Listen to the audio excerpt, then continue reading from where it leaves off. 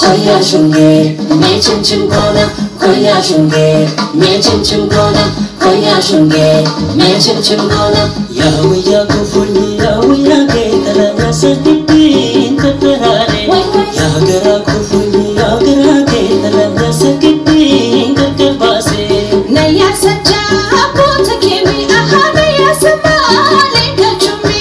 Naya daba argoja kemi kurba naya daba nargumi. Hola gaba wuye ke sabaso tala are kashe kabanito. Ulfa mata wuye sitaraso tala bare dake sagamiko. Garamani wuye kubatena aha japota be shabwasi.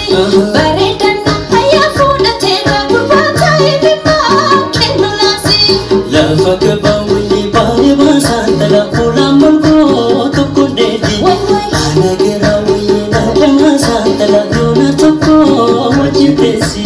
Ha ijaro wuye bani jare aha ne tiko dagaliko.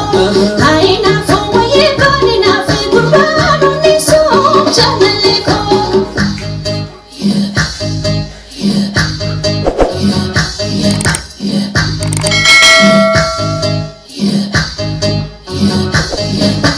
Koya shunge, me chim chim kona.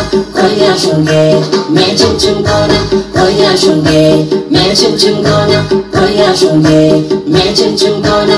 Koya shunge, me chim chim kona. Mana tijara tembe kantala kulenga ba definoti. Nama tijara